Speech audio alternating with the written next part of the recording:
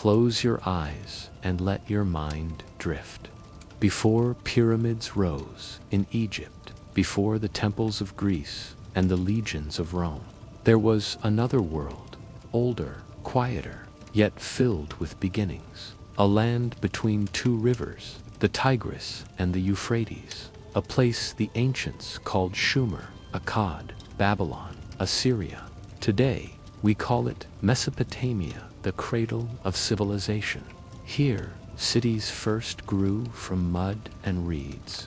Here, people pressed sharp reeds into wet clay, leaving behind the world's first written words. Here, kings ruled. Laws were carved into stone. Gods were worshipped in towering ziggurats, and stories were told of heroes and floods. And yet, for all its wonders, daily life was not golden. The people of Mesopotamia lived with hardship as constant as the rising sun. Floods could sweep away harvests. Wars could topple kings. Even in the richest cities, survival was never simple. Tonight, we will wander through that world slowly, calmly, as though we ourselves have stepped into its streets. We will hear the voices of farmers and priests, soldiers and kings. We will climb the ziggurats, stand before Hammurabi's code, walk through Babylon's markets, and rest in the shade of gardens that may have touched the sky. Breathe deeply now. Let the modern world fade. Let the rivers of Mesopotamia flow around you, their waters carrying you back in time. Our journey begins. Imagine yourself at dawn in ancient Sumer, more than 4,000 years ago. The sky is pale, the air heavy with dust. You rise from a house made of sun-baked mud brick, its walls cracked and rough to the touch. The floor beneath your feet is hard earth. The room is dark, lit only by the faint glow of an oil lamp that smells of smoke. Your stomach rumbles as you break your morning meal, a flat piece of bread, dry and simple. There is no feast waiting for you. Food is fuel, and fuel is precious. Beyond your door lies the true heart of your life, the fields. You walk barefoot along narrow paths, the soil cool from the night, but already warming under the sun. Around you stretch the irrigation canals, dug by countless hands. They are the lifeline of your crops, guiding the waters of the Euphrates into the dry land. Without them, nothing grows. With them, barley, wheat, and dates feed your family. But water is never certain. Some years, the rivers flood, drowning the fields in mud. Other years, they run too low, leaving the earth cracked and barren. You cannot predict the gods' moods, only endure them. Every harvest feels like a gamble played against the will of nature. Your tools are simple: a wooden plow, an ox, baskets for carrying grain. Your body is the true instrument of labor. The sun climbs higher, pressing its weight upon you. Sweat drips into your eyes. The soil is heavy, clinging to your legs. You bend, you lift, you sow, repeating the same motion again and again until your back aches. And yet, the work is not only for you. The king demands taxes. The temple demands offerings. The overseer demands grain. What remains for your family is often small, a fraction of what you have harvested with such effort. Life in the village is quiet, but not free of fear. Disease comes easily, carried by water, by insects, by the closeness of people and animals. Raiders sometimes sweep across the land, burning homes, stealing food. There is no army to protect you, only the hope that they pass you by. At night, you return to your home. Your muscles ache, your hands are rough, your throat dry. You eat barley porridge, perhaps with onions or dates, if fortune allows. You sit with your family in silence. The only sounds, the crackle of a fire, and the faint chorus of frogs from the canals. You sleep on a mat of reeds, listening to the night. The stars are brilliant above Mesopotamia, shining like silver against the dark. But even as you close your eyes, you know tomorrow will be the same. Dawn, fields, sweat, and struggle. This is the life of a Sumerian farmer. Not glorious, not remembered in stone. Yet it was their hands, their toil, that built the world's first cities, that sustained kings and temples, that laid the foundation for civilization itself. In the city of Uruk, where walls of sun-baked brick rose high above the plains, there lived a king whose name would echo across millennia. Gilgamesh, half man, half divine. He was said to be 2/3 god and 1/3 mortal. His strength was unmatched, his voice commanded thousands, and his pride was as vast as the rivers that fed his land. But Gilgamesh was not loved. At first, he ruled with arrogance, taking what he wished, demanding without mercy. The people groaned beneath his power, their voices rising to the heavens in complaint, and the gods listened. To humble him, they shaped a companion, from clay and wild grass, from the rawness of nature itself. They formed Enkidu, hair tangled, body rough. He lived first among animals, drinking from rivers, hunting with lions. But soon he was drawn into the world of men, tamed by friendship, and sent to face Gilgamesh. Their meeting was fierce. Imagine the clash. The king of Uruk, polished and proud, and the wild man of the steppe, raw and untamed. They wrestled, their strength shaking the walls, dust rising in great clouds. Yet neither could overcome the other. And from that stalemate grew something unexpected: respect, then friendship. Together, Gilgamesh and Enkidu became inseparable. They journeyed into forests where cedar trees stretched toward the heavens, guarded by Humbaba, a monster of fire and shadow. They fought him, their courage steady, their bond unbroken, until the guardian fell. Later, they faced the bull of heaven, sent by the goddess Ishtar in her wrath. Again, side by side, they triumphed. But such defiance could not go unpunished. The gods decreed that one of them must die. And so, Enkidu, the wild man, fell ill. For days he lay upon a mat, his breath shallow, his body weakening. Gilgamesh watched, helpless, as his friend slipped into silence. When at last Enkidu died, Gilgamesh's pride shattered. The mighty king wept, tearing his robes, covering himself in dust. He had fought monsters and gods, but he could not defeat death. Thus began his greatest journey. Driven by grief and fear, Gilgamesh wandered the earth in search of immortality.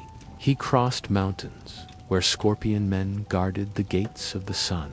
He sailed across the waters of death, guided by an immortal ferryman.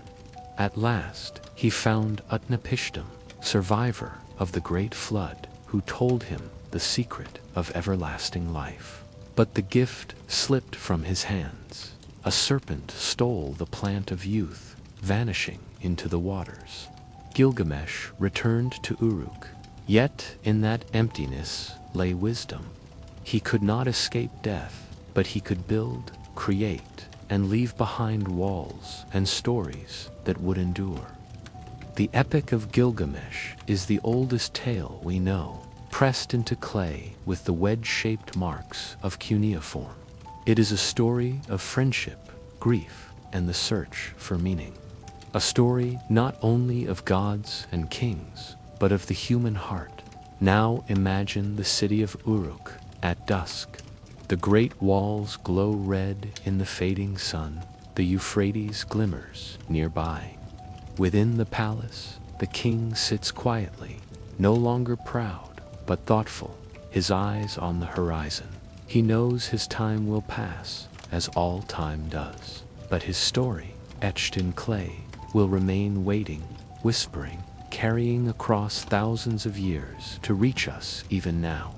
Across the flat plains of Mesopotamia, where the horizon stretched endlessly beneath a wide, cloudless sky, the cities of Sumer and Akkad rose from mud and reeds. And above those cities, higher than the crowded houses, higher even than the city walls, rose vast stepped towers, ziggurats. The air is still cool, the dust of the streets soft beneath your sandals. Ahead, the ziggurat rises like a mountain made by human hands. Its sides are stepped, layer upon layer, built of sun-baked bricks. The base is broad, stretching wider than any temple you have seen. Each tier climbs above the last, leading to a summit that glimmers faintly in the morning sun. The people believed these towers were ladders to the heavens, bridges between earth and sky. At their peaks, shrines dedicated to the gods stood silent, filled with incense and offerings. To climb a ziggurat was to ascend from the world of men toward the realm of the divine. The climb itself was deliberate, a ritual of patience. The stairs were steep, worn smooth by countless feet. Priests and priestesses, clad in fine robes, carried offerings, upward bowls of grain, jars of oil, small figurines of clay. As they reached the summit, the city spread out beneath them, narrow lanes, crowded markets, rivers glittering in the distance. From above, the noise of daily life softened into a faint hum. Within the shrine, the air was thick with smoke from burning cedar and resin. The scent clung to your clothes, heavy yet calming. Statues of the gods stood within Inanna, fierce and radiant. Enlil, lord of the skies. Enki, god of wisdom and waters. Their eyes, carved wide and unblinking, seemed always to watch, always to listen. Offerings were placed before them, bread still warm from the oven, jugs of sweet beer, baskets of dates. The prayers that rose with them were whispered, humble, often desperate. The ziggurat was not only a temple, but a symbol of power. To build such a structure required thousands of workers, countless bricks, and the authority to command both. Its very presence reminded the people who ruled their city and which gods blessed it. And yet, for all their grandeur, ziggurats were fragile. Built of mud brick, they needed constant care. Rain could erode their surfaces. Wind could wear away their edges. Priests oversaw their maintenance, but time always pressed against them. Today, only ruins remain, eroded towers, their edges crumbled, their shrines long empty. Still, their outlines linger, vast and silent, testaments to the devotion and ambition of the first cities. To walk among the remains is to feel the weight of both presence and absence. You can almost hear the chanting of priests, the shuffle of feet climbing the stairs, the faint murmur of prayers carried into the sky. And then, in the quiet, you realize what they truly were.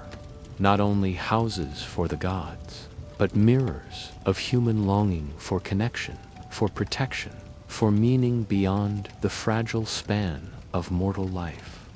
Life in ancient Mesopotamia was not shared equally. For every king seated upon a throne, for every priest tending a shrine, there were countless others who lived in shadow. Society was layered like the steps of a ziggurat, broad at the base, narrow at the top.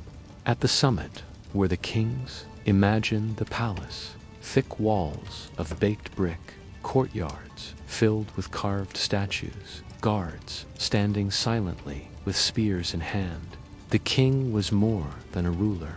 He was a representative of the gods, chosen to keep order between heaven and earth. His voice set laws, his seal-stamped clay tablets. His authority reached into every corner of the city. Beside him stood priests and priestesses, clad in fine robes. They tended the temples, performed rituals, and interpreted omens in the flight of birds or the movement of stars. Their power was spiritual, yet very real. To the people, they were the voices of the divine, the ones who could plead with the gods for rain, protection, or victory. Beneath them, in the middle layers, were the merchants, scribes, and artisans. These were the lifeblood of the city. Merchants led caravans across deserts, bringing copper from Oman, lapis lazuli from Afghanistan, timber from distant lands. Their stalls in the market overflowed with goods, bright fabrics, jars of fragrant oil, baskets of grain. Scribes, reed stylus in hand, bent over clay tablets, recording every trade, every law, every prayer in the wedge-shaped marks of cuneiform. Artisans shaped clay into jars, bronze into blades, and stone into small idols, their hands leaving behind beauty as well as necessity. And then, at the wide base, were the farmers and laborers. They worked in the fields from dawn until dusk, their backs bent beneath the weight of baskets and tools. Without their harvests, the city could not live, yet their rewards were small. Taxes claimed their grain, temples demanded offerings, and in times of hunger, it was they who suffered first. At the very bottom were the slaves. Some were prisoners of war, dragged from conquered cities. Others were debtors, sold into bondage to repay what they owed. Their lives were bound not by choice, but by ownership. Imagine a man working in the heat of the sun, his hands blistered from turning soil he does not own, or a woman carrying water jars, heavier than her frame, her labor feeding a household not her own. Slaves could be found everywhere, in fields, in kitchens, in workshops, even in temples. Some performed the hardest labor, while others served as scribes or tutors if they possessed rare skills. Their treatment varied. Some masters were harsh, their punishments swift and cruel. Others allowed trust, even eventual freedom.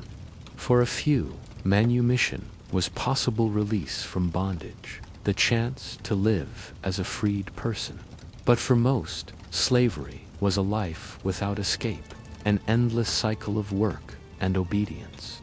The divisions of Mesopotamian society were strict, yet fragile. A farmer ruined by drought might fall into debt and slavery. A scribe of humble birth could rise in esteem through his knowledge of writing. A merchant could gain riches to rival a nobleman. Still, the weight of hierarchy pressed heavily. Now picture the city at night. The palace glows faintly with lamplight. Priests whisper prayers in the temple. Merchants count coins by torchlight. In the narrow streets, farmers and slaves sleep on mats of reeds, their bodies sore from toil. The same city holds both splendor and struggle, magnificence and misery. This was Mesopotamia, layered, unequal, yet bound together. Each class, each role, whether in power or in poverty, formed part of the great machine of civilization. And without the many who labored in silence, the few who shone in history could not have stood at all. When we speak of Babylon, we imagine walls so broad that chariots could race atop them, and towers so high they seemed to touch the clouds. Yet Babylon was more than stone, and legend it was also a living city, filled with the noise of merchants, the scent of spices, the cries of children, and the steady rhythm of work and worship. During the reign of King Hammurabi, nearly 4,000 years ago, Babylon stood as the jewel of Mesopotamia. Imagine walking through its gates at sunrise. The walls loom above you, baked brick, painted with patterns of lions and dragons, symbols of strength and protection. As you pass inside, the streets open into a bustle of life. Vendors spread out their goods baskets of dates, sticky with sweetness. Clay jars filled with oil and honey, bolts of dyed fabric glowing with color. The smell of roasted lamb drifts through the air, mingling with incense burned in honor of the gods. Children chase one another through the dust, while elders sit on stools, their voices weaving stories of the past. In the heart of the city stands the temple, its ziggurat reaching skyward. Priests tend to the sacred fires, offering sacrifices of grain, wine, and animals to please the gods. They consult omens reading, the livers of animals, the patterns of stars, believing that every decision of kings and citizens alike must align with divine will. The daily rhythm of life in Babylon was shaped not only by the gods, but by law. Hammurabi is remembered not only as a ruler, but as the giver of order. His code inscribed upon a great stone stela stood in the marketplace for all to see. Its laws were precise, etched deeply into the black stone in the wedge-shaped lines of cuneiform. The words were strict: an eye for an eye, a tooth for a tooth. If a builder's house collapsed and killed its owner, the builder could be put to death. If a merchant cheated a buyer, he was fined. If a son struck his father, his hands might be cut off. Harsh, yes, but in its harshness lay a sense of fairness. For the first time, law was carved not into memory, but into stone, visible, permanent, binding upon all. For the ordinary Babylonian, this meant both security and fear. They knew what was expected, what was forbidden, what punishment awaited disobedience. It was a society where justice was as tangible as the clay tablets that recorded it. Beyond law and worship, life also held moments of beauty. Babylonian gardens bloomed with date palms, figs, and fragrant herbs. Courtyards were shaded. Fountains trickled water, cool upon the lips of the thirsty. Families gathered in the evening to share bread, drink watered beer, and tell stories of gods and kings. Musicians played the lyre and the drum, filling the night with soft rhythms that echoed against the city's walls. Yet hardship was never far. Floods could sweep away crops. Drought could dry the canals. Trade could falter, and war could return at any moment.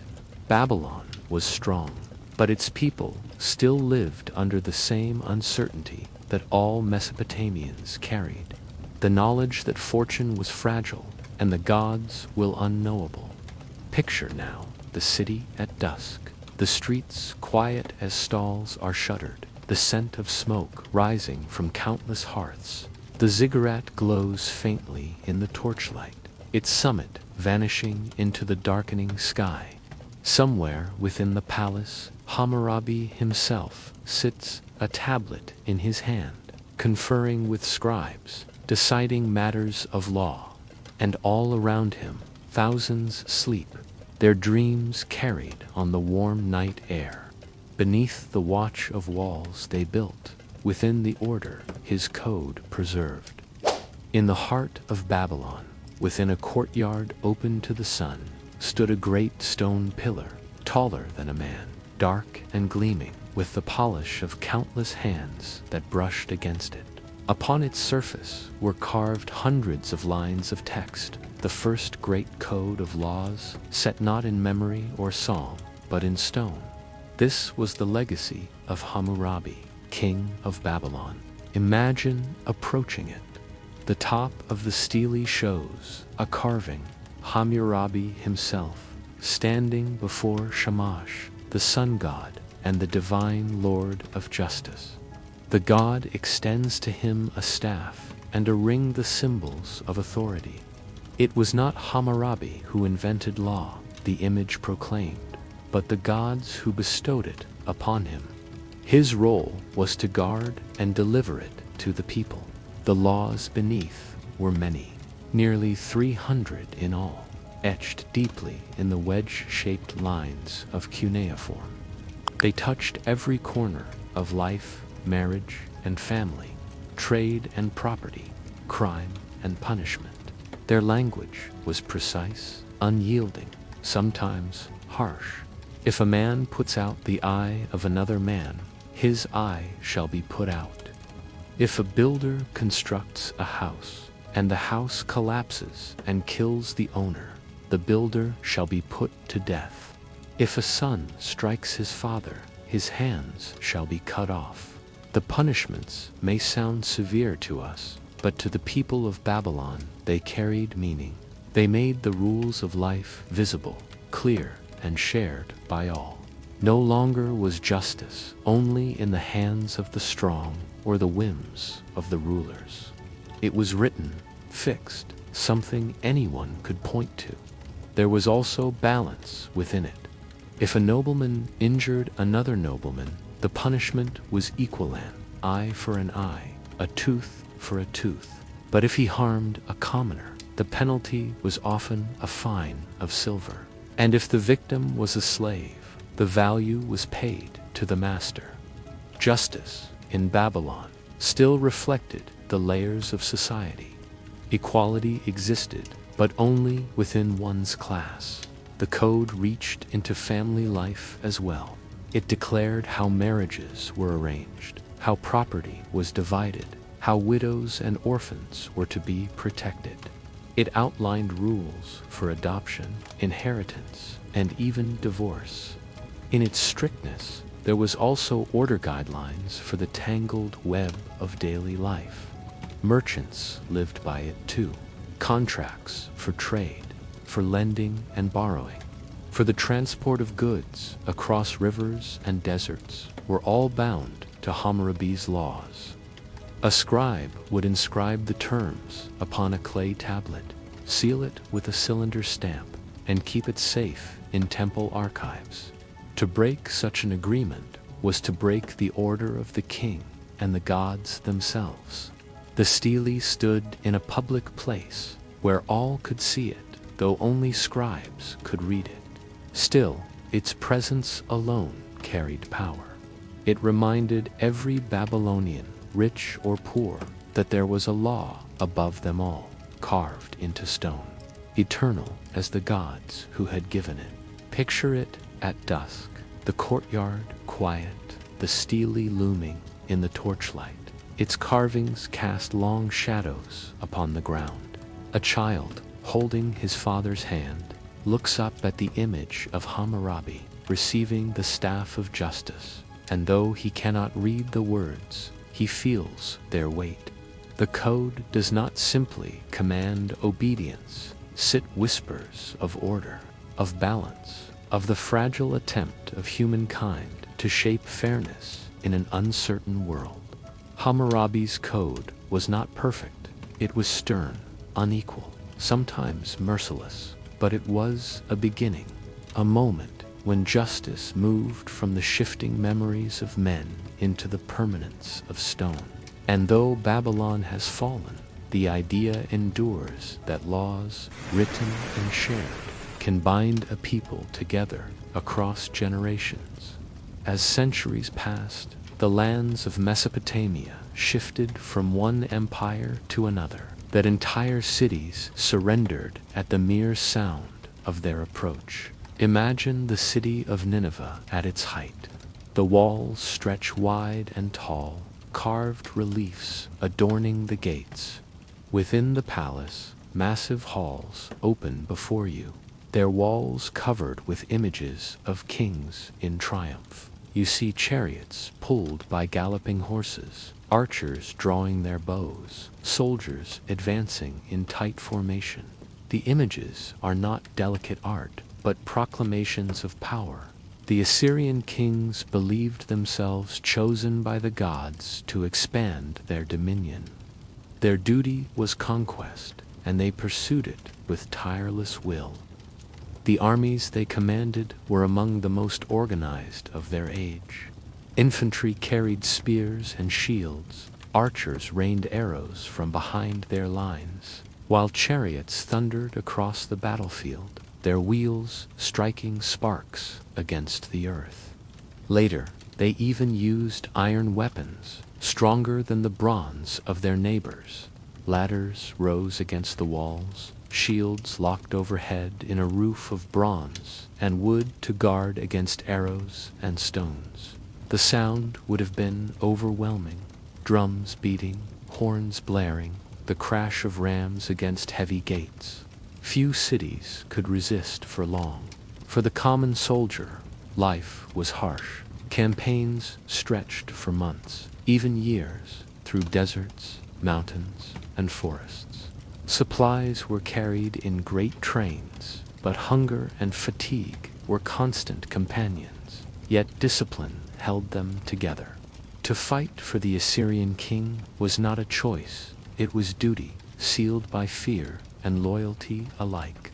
Inside the empire, the kings ruled with equal severity. Captives from conquered lands were forced into labor, rebuilding cities, digging canals, carrying the weight of empire on their backs. Populations were uprooted and resettled, scattered across distant lands to break their will. These acts built fear as much as walls did, ensuring that rebellion was rare. And yet, Assyria was not only war. In their palaces, kings collected knowledge and beauty. Libraries were filled with clay tablets, records of treaties, hymns, stories, and omens. Gardens were planted with exotic trees and flowers brought from distant conquests. Reliefs carved in stone showed not only battle, but hunting scenescapes, striking down lions, a symbol of courage and control. Still, their empire, like all others, was fragile. Enemies gathered, resentments grew, and in time, the great cities of Assyria fell. Nineveh itself, once so proud, was burned, its palaces looted, its libraries buried in ash and ruin. The kings who had once seemed eternal were reduced to dust, their carved images broken, their voices silent. But their legacy endures in stone. To walk among the ruins of Assyrian palaces today is to see the deep grooves of chariot wheels etched into stone thresholds. You can almost hear the distant rhythm of marching feet, the faint echo of war horns across the plains. The Assyrians remind us of both power and impermanence. Their kings stood taller than their time, yet even they could not halt the slow tide of history. Of all the wonders spoken of in the ancient world, none carries quite the same aura of mystery as the Hanging Gardens of Babylon. Historians still debate whether they truly existed or whether they lived only in the imagination of poets. Yet in the minds of those who dreamed of them, they were a vision of paradise, an oasis of green, rising above the dust of Mesopotamia. Imagine approaching the city of Babylon. The walls tower high, painted with lions, bulls, and dragons, each a symbol of protection and divine favor. Beyond the gates, the streets are filled with merchants and pilgrims, the air heavy with the smell of incense and roasted meat. And then, as you move deeper into the heart of the city, you see something astonishing. A mountain of gardens, rising tier upon tier, defying the flatness of the surrounding plain. Stone terraces, supported by vaulted arches, climb one upon another, each planted with trees, flowers, and vines. Palm trees stretch their fronds high into the air, while fragrant roses spill over the edges. Water trickles down from terrace to terrace, glinting in the sunlight like strands of silver. Birds nest in the branches, their calls mingling with the murmur of flowing water. To stand before it is to feel the presence of another world, a piece of Eden carved into the desert. The story goes that King Nebuchadnezzar II built the gardens for his queen, Amidis, who longed for the green mountains of her homeland. To ease her sorrow, he raised a mountain in the heart of Babylon, filling it with trees and flowers from faraway lands. Whether this tale is truth or legend, it speaks of love transformed into stone and water, of longing answered by beauty. But how were they sustained in such an arid land? Ancient writers described an ingenious system, water drawn from the Euphrates, lifted by hidden machinery, perhaps chains, buckets, or screw-sand, carried to the highest terrace. From there, it spilled downward, feeding the roots of trees that seemed impossible in the desert air. The gardens were as much a triumph of engineering as of art. To walk among them, in the imagination of poets, was to step into cool shade. The air smelled of cedar and myrrh, damp earth and blooming flowers. Paths wound between fig trees and pomegranate branches, while stone benches offered places to rest in the quiet. Lovers might stroll hand in hand, nobles recline in the shade, and poets compose verses as water dripped gently nearby. And yet, like so much of Mesopotamia, the gardens did not last. No ruins remain with certainty. Perhaps they were destroyed by war. Perhaps they crumbled slowly into dust. Perhaps they never existed at all, their roots planted only in story. Still, the image persists, a city crowned with green, a dream of nature and civilization entwined. Now close your eyes and picture it at twilight. The last rays of sun turn the terraces gold. The leaves shimmer in soft breezes. The sound of flowing water echoes gently into the night. Whether they were real or imagined, the hanging gardens of Babylon remain a symbol of wonder-proof that even in the harshest lands, humanity dreamed of beauty, of life elevated above the dust, of paradise brought down to earth. Beyond the walls of palaces and temples, beyond the markets and canals, life in Mesopotamia pulsed most quietly, most steadily in the home. Here, among sun-baked brick walls and reed-woven mats, the rhythm of family unfolded day after day. Imagine entering a modest house in the city of yore. The doorway is low, the walls rough to the touch. Inside, the air is cool, dimly lit by a small clay lamp.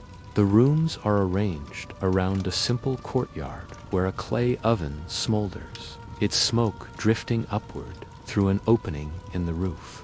Children play nearby with little toys carved from wood or molded from clay miniature carts, small figurines of animals.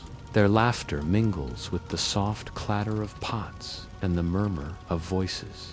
The women of Mesopotamia carried many roles. They were caretakers, managers of households, brewers of beer, weavers of cloth. In wealthier homes, women directed slaves and servants, ensuring that bread was baked, jars were filled, and garments spun on the loom. In humbler dwellings, they performed the labor themselves, their hands rough from grinding grain on heavy stone slabs, their backs sore from hours spent bent over the loom. Marriage was both personal and practical. Contracts were drawn up on clay tablets, sealed by families and witnessed by scribes. A bride came with a dowry, often measured in silver, animals, or goods. Husbands were expected to provide food, clothing, and shelter. Wives were expected to bear children and tend to the home. In times of conflict or separation, the laws of Hammurabi spelled out what could be claimed, what must be returned, what protections existed. Motherhood was at the heart of life. The birth of a child was celebrated with offerings to the gods, yet it was always shadowed by risk.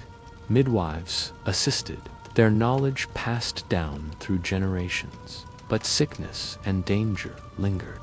Each child who survived carried the hopes of family and ancestors forward. Education was rare for women, but not unknown. In some cities, women served as priestesses, scribes, or tavern keepers. Priestesses, in particular, held positions of influence, managing temple lands, leading rituals, and serving as intermediaries with the gods. These roles gave certain women voices in public life otherwise denied to them. Evenings in Mesopotamian homes were quiet, marked by simple rituals. Families gathered around a shared meal: barley bread, lentil stew, perhaps dates or onions for flavor. Beer, thick and nourishing, was poured into clay cups, drunk through long straws. Afterward, stories were told, myths of gods and heroes, tales of floods and kings. The voices of elders carried wisdom, while the youngest drifted to sleep, listening, their eyelids heavy in the lamplight. Yet life was not without hardship. Disease, debt, or war could tear families apart. A father captured in battle might never return. A poor harvest could force children into labor or even slavery to repay debts. These uncertainties gave every family a sense of fragility, a reminder that survival itself was a daily achievement. Picture the city at night. The streets grow quiet, only the distant barking of dogs and the trickle of water in canals breaking the silence. In the homes, lamps flicker low, mothers hum softly to children, fathers rest after long days, and the city exhales into sleep. Within these small spaces, within the embrace of family, Mesopotamian life found its true center, not in the power of kings, but in the tenderness of daily bonds, fragile yet enduring. To understand Mesopotamia is to understand beginnings, for here, in the land between the Tigris and Euphrates, so many of the foundations of civilization first took shape: trade, writing, law, and the exchange of ideas that would ripple across history. Imagine the markets of a Mesopotamian city at their busiest. The sun is high, the air warm and dusty, and the narrow streets overflow with sound. Merchants call out in voices roughened by years of barter. Stalls are crowded with goods, clay jars filled with sesame oil, baskets of grain, fragrant resins from Arabia, shining copper brought from Oman, lapis lazuli glowing deep blue from far-off Afghanistan. Each object tells a story of distance traveled, of hands exchanged, of rivers crossed and deserts endured. Caravans arrive from every direction. Donkeys laden with wool and cloth plod slowly into the city, their bells tinkling with each step. Boats drift along the rivers, their hulls heavy with timber and reeds. Trade routes stretch outward like veins, connecting Mesopotamia with Anatolia, the Persian Gulf, and beyond.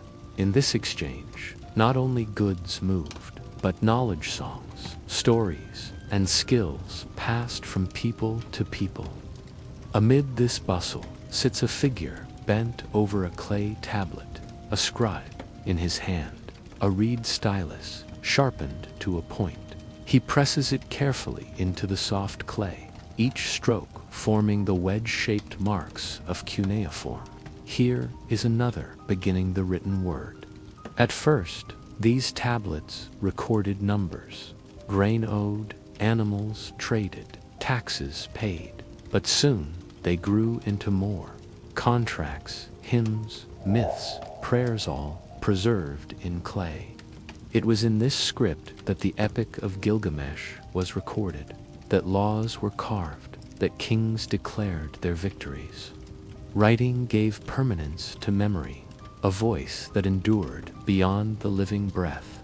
The archive of a temple might hold thousands of tablets, stacked upon shelves, each a fragment of a life once lived. To run your fingers across the hardened clay today is to feel the press of ancient hands, the weight of thoughts carried across 4,000 years. The legacy of Mesopotamia is vast. They built cities where once there were only villages. They ordered time with calendars and stars. They devised systems of law, of governance, of writing that inspired civilizations far beyond their rivers.